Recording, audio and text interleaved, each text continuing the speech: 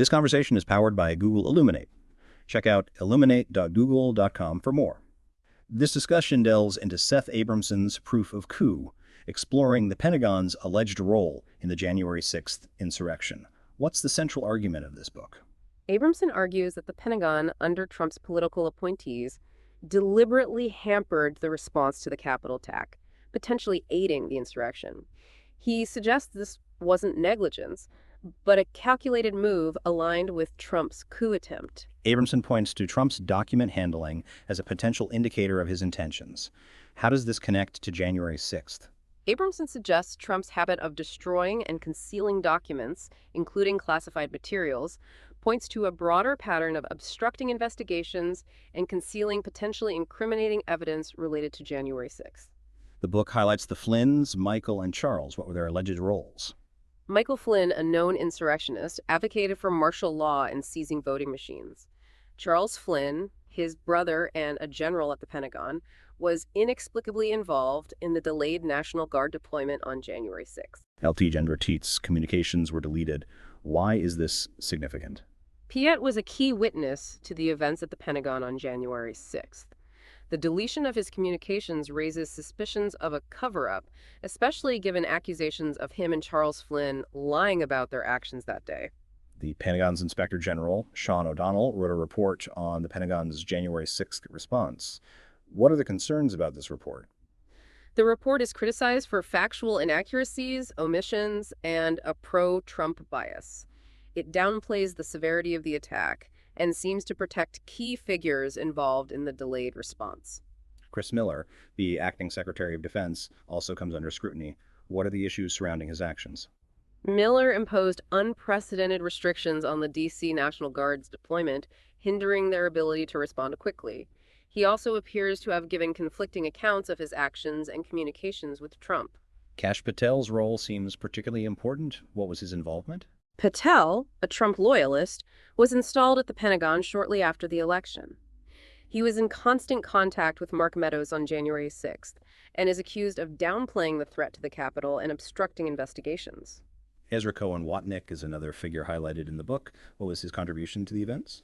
Cohen-Watnick, another Trump loyalist with an intelligence background, was promoted within the Pentagon after the election. He's accused of being part of the effort to downplay the threat of violence on January 6th and obstructing investigations. The book discusses Team Kraken. Who were they and what was their alleged plan? Team Kraken was a group of Trump allies, including Sidney Powell, Michael Flynn, and others, who promoted conspiracy theories about the election and advocated for seizing voting machines and declaring martial law. Phil Waldron, a retired Army colonel, is a central figure in the Team Kraken narrative. What was his role? Waldron drafted plans to challenge the election, including seizing voting machines and declaring a national emergency. He briefed Trump, Meadows, and members of Congress on these plans. Christina Bobb, a lawyer and OANN journalist, also played a role. What was her involvement? Bob co-authored the draft executive orders that would have authorized seizing voting machines. Her presence in Trump's inner circle and media connections raised concerns about the blurring of lines between legal strategy and propaganda.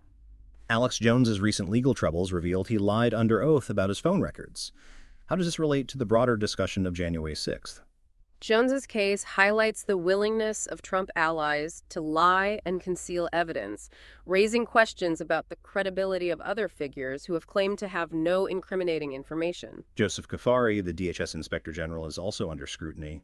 What are the concerns about his actions? Cuffari is accused of hindering the investigation into the deleted Secret Service text messages and protecting Trump appointees.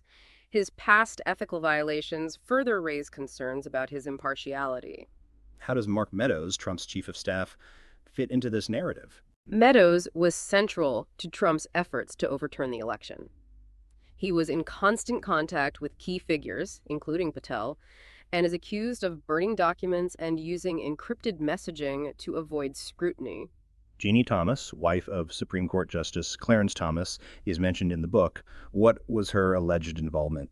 Ginni Thomas was a vocal supporter of Trump's efforts to overturn the election.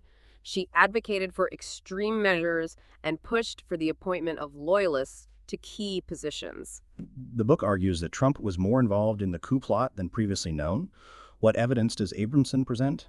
Abramson details Trump's repeated attempts to seize voting machines, his meetings with Team Kraken, his appointment of Powell as special counsel, and his pressure on various officials to overturn the election results. How does the book portray the events of January 6th itself, particularly regarding the Pentagon's response?